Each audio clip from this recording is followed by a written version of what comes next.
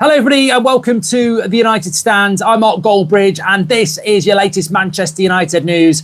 It's not as sunny as it has been. It's a little bit windy, but I said we'd be in a different scenario this afternoon, and here we are. We've got lots to talk about. We're talking about a Richard Rios bid.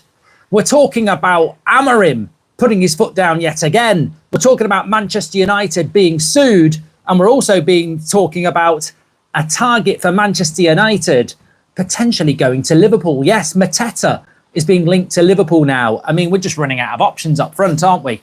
We're running out of options up front. Anyway, how are we all doing this afternoon? I hope you're doing very, very well. Lee says, face it, we're only going to get Mbermo. So yes, where am I? Where am I? I'm in a pagoda at the moment. I think that's what you call it. But I thought it was going to be really sunny, and it's actually a little bit windy. But right, first of all, let's start off. We're going to be talking about Richard Rios. So it's via Palmeiras on. I can't believe how windy it is. Like, it's really windy. It's been really, really good weather in the last few days, but it's windy at the moment. So Richard Rios is a target for Manchester United, apparently for £25 million. This is coming in via the Manchester Evening News via Palmeiras online. I mean, look, what more do you want on a Monday afternoon at 2:00? What more do you want? He's at the zoo. I actually am in a bear enclosure. That's where it plays on the back. Look what it's done to that swing. But yeah, look, at the end of the day, the Richard Rios deal would be sensational. It's the sort of thing that I would, take my top off and run around that garden. I mean, this actual view was I'm sort of revealing something that's not going to happen now. You know, when I said I'd take my top off and run around the garden with Gyökeres, this was the plan. I'd have been running around on that slide in the background. It would have made great content because you'd have seen me in the background swinging on that swing, but it's just not going to happen. It's just not going to happen. But I would like to just say that I will readdress that statement and say, if we sign Richard Rios, I'm also willing to take my top off and my shorts, I keep my pants on and go on that slide in the background. I would like to do that. But I genuinely don't think it's going to happen. I don't know who Palmeiras Online are. I mean, I do know who Palmeiras Online are. They are, they'll Palmeiras Online. At the end of the day, champers. They are Palmeiras Online. And I've never heard of them before, but I presume there's something to do with Palmeiras, and I presume they're online. The Manchester Evening News have put it on their feed. They've put rubbish on there in the past. And I think that's something that, look, I would love it to come true, but everything I've read about Rios before I went live, because I do research, is Roma, Everton, maybe Nottingham Forest. I don't see anything about Manchester United. So look, I'd love it to come true, and we certainly do need something like that at the moment. But I agree with Nee there that he's going to go to. I think he's going to go to Roma. I'd love to see him in the Premier League if it's not Manchester United. I very much doubt it's going to be Manchester United. But just bringing you the latest there. Apparently, according to Palmeiras Online, we're going to offer £25 million, and I think that with regards to that as well. Somebody said it on the show last night, and I can't wait for the 8:00 show tonight. We love the 8:00 shows. I'll be back in the studio. But I think when it comes to, there is such a high volume of players that are available for £25 million, and we're just not looking at them. We're not looking at them, really, are we? I just want to talk about the Mateta thing very, very quickly as well. Seb Nondo, I know the name, but I don't know the credibility of it. Anybody in the chat? He's saying that Liverpool are looking at Mateta. Why not? Why not? I don't know that he's exactly what Liverpool need. If you were looking at Mateta, why would you not look at Gyökeres? He is that type of striker. I would have thought they were looking at Isak and Ekitike because they're not out-and-out strikers per se. They can be part of the build-up. They can dribble. But it might be a load of rubbish. It might be something. But the thing I thought that was quite interesting about it was that if Liverpool... If the fact that Mateta's in a transfer story because he hasn't really been in any, and we need a striker. I mean, I've been saying it for a few weeks now. I think Mateta's probably the best left on the market as a striker. I don't know what your thoughts are, but I don't really see Watkins is 29 and he's very expensive. Don't talk to me about Calvert-Lewin or Callum Wilson. Ramos from PSG. I think the advantage you'd have with Mateta is that he's Premier League proven and Ramos isn't. So I think that trying to get the dog to come over. Lila, come on. So yeah, I think if there's any links to Mateta for anybody, I don't think Liverpool would go for him. So if it's possible that Manchester United could, that'd be great. Lee76 says Rios would be a great signing because he can play as a 6 and an 8. Lovely stuff. I've had a couple of super chats here. Let's see if this works. I will figure it out. Here it is. There we go. Yeah, I don't know what I just did then. That wasn't right. I'm still here. At least I figured out how to get it back, but I don't know what I did just then. Are we back, everybody? Yeah, apparently a bit of detective work in the chat. Apparently Palmeiras online source Give Me Sport. It's like money laundering. It's like chasing the money.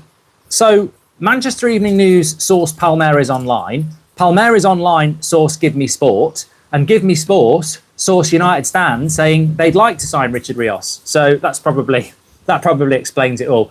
I don't know what I did there. I really don't. That was strange. Yeah, I'm very reluctant to go and do that again. Champers! Yeah, I'm very reluctant to go and do that again. Sorry. We lost the stream because of me. So I will read those super chats shortly. Robert McCormack says frozen. We're not frozen. We're absolutely fine. Surely we go for Mateta. It's a no-brainer, says Lewis Marsh. Thank you very much for your super chat there.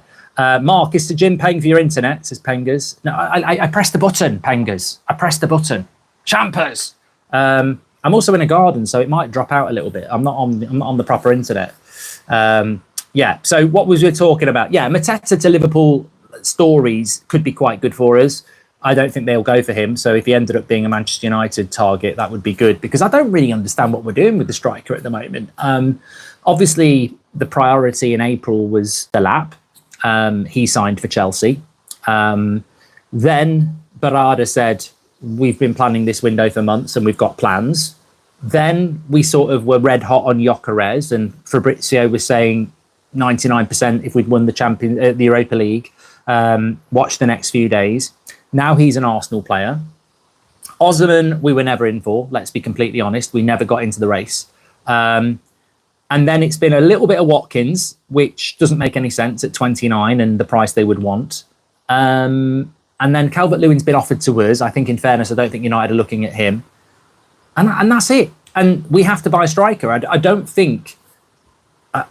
just don't think the way that Man United have handled the striker situation, I don't think that they can deal with not buying a striker. I mean, you can't use Cunha or Mbeumo as a striker, because we all know that that's not really what they've been bought for. I mean, you can do it.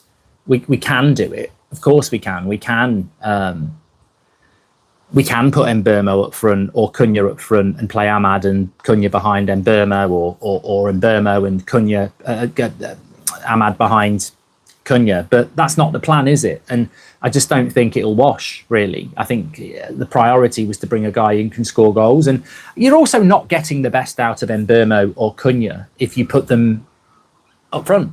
I know they can do a job, but you want people who can actually, you want people playing in their best position. So I would say, as far as strikers go at the moment, I think Mateta's would have been my plan D anyway, behind Osman and Gyökeres. Obviously, the club's plan A was Delap. But I would say at the moment that Watkins might be the most realistic one. McAlvis says, Mateta is a risk. He was crap for 3 seasons, but I agree he's probably the best we can get now and better than what we have if he keeps up his form. I think the most important thing is to put somebody up front who you think can score over 10 Premier League goals in a season. I mean, that sounds really rubbish, actually. And I think McAlvis is acknowledging that as well. That sounds really rubbish. Give me a striker that can score us 10 Premier League goals, but that's literally where we are. Like, we need that. We're not in the same postcode as a Man City or a Liverpool or an Arsenal. where they're looking at somebody scoring them 20 goals, like Salah does for Liverpool or Haaland does for Man City, and I presume Gyökeres will for Arsenal. We just need someone who can score 10. That's what we need. So look, I think Mateta would score 10 Premier League goals with Cunha and Ahmad and Mbeumo and Bruno in the team. We might concede goals at the other end. I don't think we're doing anything about that. But I think going forward, we've got to look to... Look, I think what people are missing here is that we're bringing in Mbeumo, we're bringing in Cunha, and Cunha? No, we're bringing in Mbeumo and we're bringing in Cunha. And they should bring goals, but they will also bring creativity. So it would be a crime if we didn't actually put somebody at the head of that creativity. What about Mbeumo at 10 with Bruno and Cunha at 9? You got that the wrong way round. You mean, what about Mbeumo at 9 and Bruno and Cunha at 10? What you're going to do is play 1 10 and 2 strikers. That's not going to work. I think, yeah, Ray, look, as I said, they can do that. They might do that, but it wasn't the plan.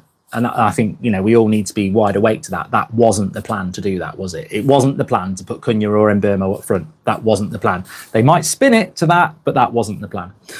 So Richard Rios, I would say, sounds like it's a load of rubbish. Mateta to Liverpool, I would say, is a load of rubbish, but it might help us. Let's talk about, well, have you seen this story about Tuanzebe, by the way? He's going to sue Manchester United.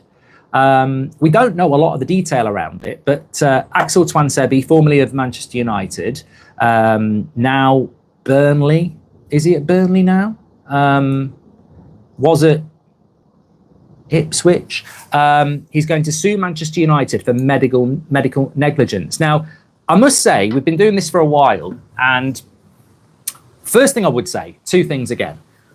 If Tuanzebe can sue Manchester United for doing something wrong to him when he was under contract, then can we sue players for being shit when we give them long contracts and wages? Can we sue people like Jadon Sancho for crimes to football? And can we sue people who don't turn up and try? And can we sue people that are absolutely shit?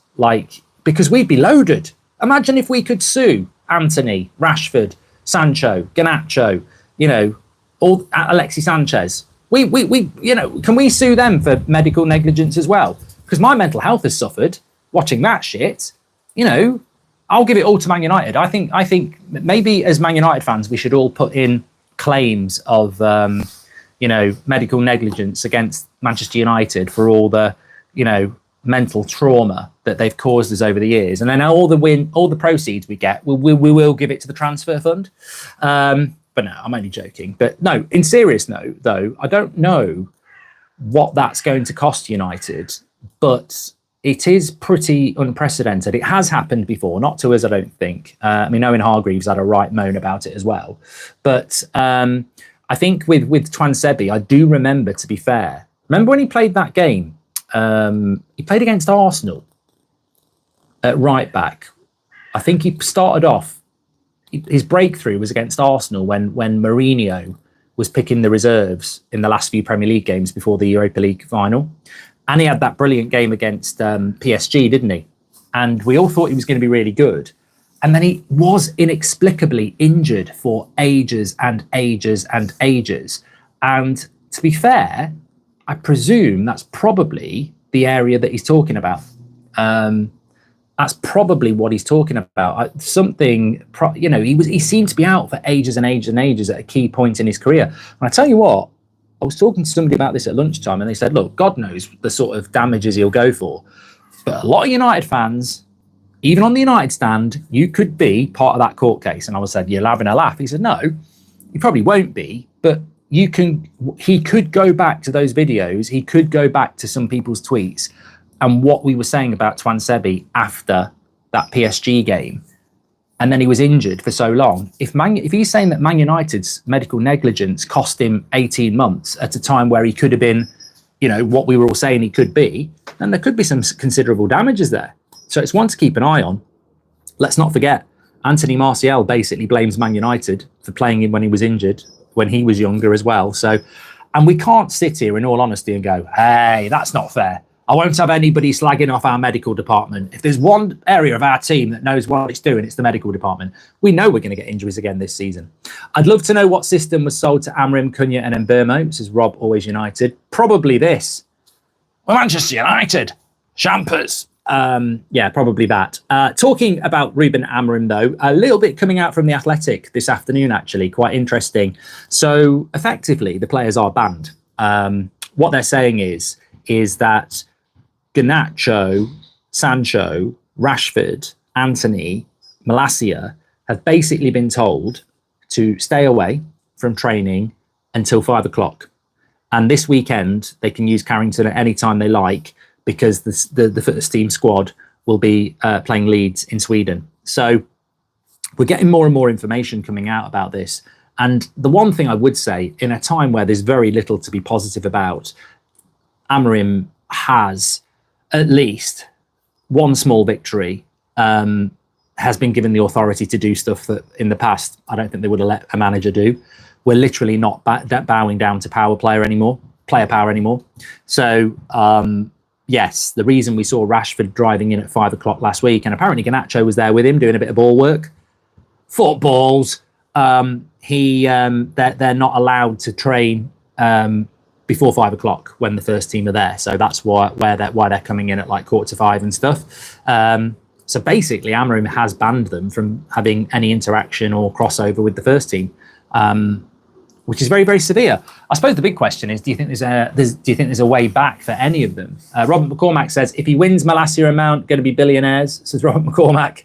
Yeah. What about Phil Jones? So yeah, I think there's not a lot to be positive about at the moment.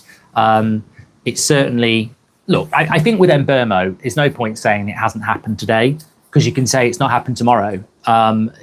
It will move very quickly with that. It could literally happen in 10 minutes. Here we go. So I don't think we're going to get, I don't think with Mbeumo we're going to get a warning this time about advanced talks. I think it will just happen very, very quickly. So look, I'm still hopeful that will happen with the new kit coming out on Wednesday, the away kit. But small mercies, small positivities. I think it's good when you hear that Garnacho and co aren't allowed anywhere near the first team and have to come in at 5 o'clock and train, because in a way you are sort of punishing them, because who wants to wait all day to go and do training at Carrington? But then, and that's very clever from Amorim, because it's like, if a player wants to come in at 5 o'clock and train just to get their picture taken and show that they're willing and hardworking, you're still pissing them off. I mean, can you imagine if you're a professional footballer and you have to wait until 5 o'clock to go and do some training? You're only really going to get your picture in the paper and say, look, I'm trying really hard. It's clever. Look, I can't be happy about a lot of things that Man United are doing, but I can be, pro that. I think it's long overdue that players that, for various reasons, have taken the piss at Manchester United are now having the piss taken out of them. Glenn C says they better go soon before it starts getting dark earlier, as remember, they don't like training when it gets dark.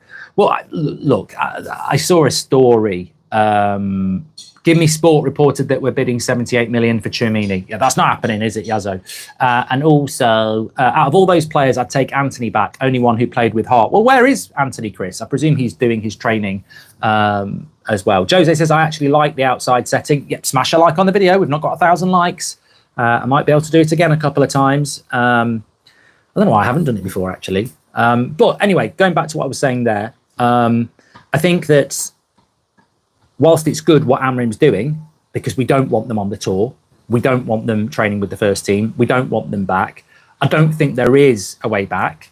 I really don't. I think it's past all that. I was reading an article in the Manchester Evening News today, and they were basically saying that the reason this started with Rashford was because he blanked Amorim against Victoria Pleasant.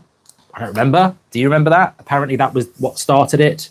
And also Rashford saying that he doesn't want to leave Manchester United. Well, you did an interview at Christmas saying you want a new challenge, and then a month ago you did an interview saying you'd love to play for Barcelona. So saying that you don't want to leave Man United, it's a little bit too late. The train's left the station there. But there's no way back. There's no way back for Rashford as things stand. I don't think there's a way back for Garnacho. There's not a way back for Sancho. Malacia, the way back is irrelevant because it's not good enough. So the only way back would be Anthony, and Anthony is ready to go. So I don't see a way back for any of them, really. What I do see is a very long and frustrating July. And remember that story at the start of June. Good luck finding a club, Garnacho. He hasn't proved that wrong, has he? I'm sure Garnacho will find a move, but he hasn't proved that story wrong. Remember, it was the Wednesday night we lost to Spurs. The Thursday morning, we said, that's it, 100% he's gone. And then the Thursday lunchtime, Romano confirmed it. And then on the Saturday morning, it came out that Amorim had gone mad at him and said, good luck finding a new club. Well, I hate to say it, but Amorim's won again, hasn't he? Because he's right.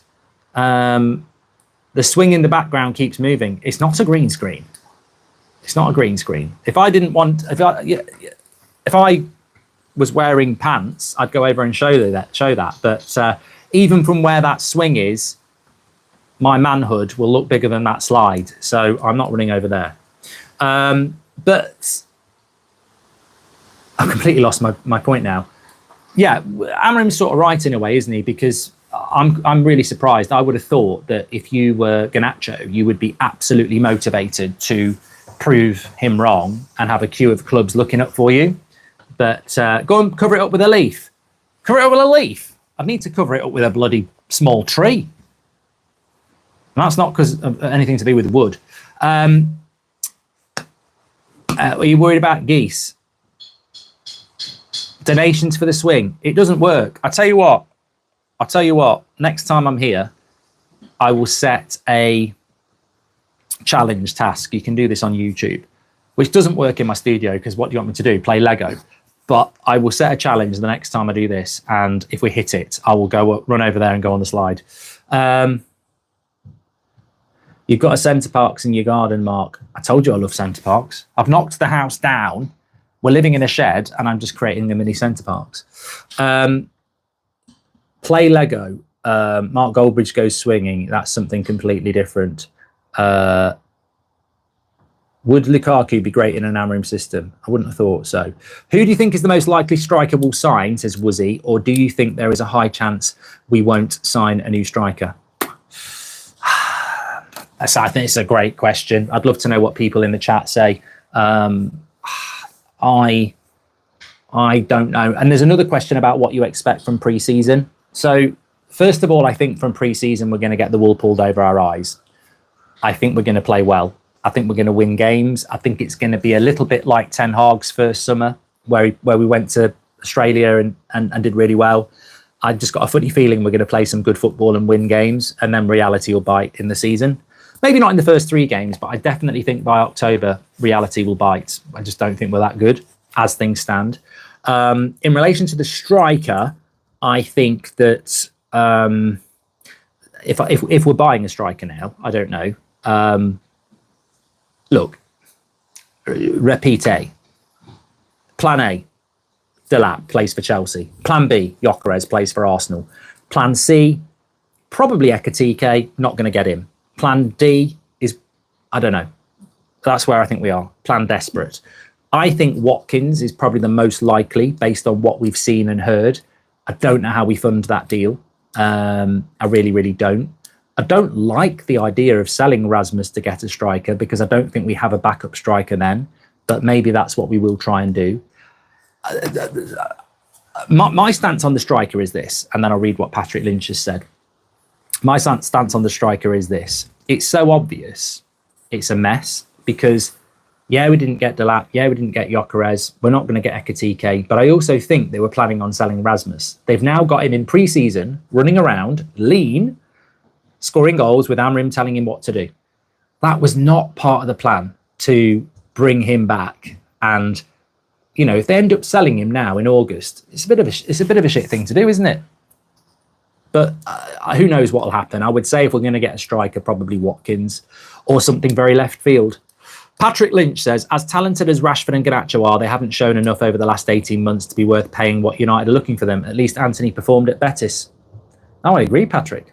I completely agree. I think the price for Rashford is 30, and I think the price for Garnacho is 35 with add-ons and a sell-on fee. And I would take that. It's pure profit, 60 million. I think we're being very greedy, definitely. Why would any of them leave now when they know the longer they wait, the more it pisses off Amorim when he doesn't get signings, they're taking the piss? Well, Trishan, I'm not going to disagree with you, but I personally think it's damaging them as much as it's damaging us. Alberto says, what's the news about Rios? Manchester Evening News reported that Palmeiras Online said that we're going to put a bid in for 25 million, but apparently that came in via Gimme Sport. So we're learning things while we're live. But look, yeah, Garnacho's not in the Argentinian squad. At 21 years of age, he should be playing in the World Cup, and it's going to be the biggest World Cup in many people's lifetime. So, you know, you're messing your chances up there, idiot. Rashford wants to play in probably his last World Cup. He's messing up his chances, idiot. Anthony will want to be in the Brazil squad. So these players, a lot of them, it's not in their interest to sit on their arse and miss pre-season. It can set you back. I know players that have said to me that not having a pre-season, they never really caught up. Would you take Rios and Watkins at this point, says Jamie? Mate, that's like saying to me, you haven't eaten for 3 days, do you want a lasagna? My favourite dish. Of course I bloody would. I don't know. I mean, Watkins would probably go straight into the team. Rios doesn't actually make any sense now that we've kept Bruno, to be honest with you, but I would really like him. I think, you know what? I'm going to say this again. You've just reminded me. Arias has just gone from Botafogo to remind me. Everton is Everton. When you know who scores against us for Arsenal, it's going to really hurt me and the fans, says Lee. He's literally gone today, Botafogo. Remember that Pratt who confronted you on the beach? Yeah. They were great times. We were really small then, United stand. I need to go and find them streams. I wanted to do it last night. There's about a week's worth of streams from Mallorca, maybe 8 or 9 years ago. Yeah. It's amazing. Walking to work. He's gone to Wolves. It's Wolves. Thank you, everybody. So Arias has gone from Botafogo to Wolves. Jesus, the striker, has gone to Forest. Their centre-back's gone to Forest. Esteval's gone from Palmeiras to Chelsea. I'm telling you, the Brazilian leagues, you can't go wrong. You can't go wrong with the Brazilian league. It's intense. It's aggressive. It's quick. I think we saw that in the Club World Cup. There's some really good talent in Brazil, and I think Richard Rios would tear it up in the Premier League. I may as well be his bloody agent because we're not going to do it. But Fluminense, not Botafogo, sorry. So, yeah, I think he'd be good. Can you remember the Bruno ship? Yeah, that was a different holiday. I was on the landing. I fell over for that. Yeah, good times. Good times. Anyway, look, thanks everyone for tuning in this lunchtime. It's been nice to share it with you. A little bit windy, but I hopefully will get back out again and be able to do some more. The internet has held up, which is quite good. And the sound's been quite good as well. Go on the swing, Mark. I feel it's that's a build up and the slide. What's on that side? Just a tree. I could probably climb that tree very easily. I could get as high as where my finger is and be streaming. Wonder if the audio would hold up. Lynn Hall says, I'm skeptical as to why no big club has gone for Rios yet at 25. I will answer that question, Lynn. I would say there's not a lot of clubs he suits at the moment, and he probably wants to play first team football. I mean, he's not going to go Real Madrid. He's not going to go PSG. He's not going to go Arsenal. They haven't got places for him. But I think someone like a Fulham would be good for him. Take care, everyone. 8 o'clock show tonight. I'll speak to you in a bit. Don't forget to smash a like.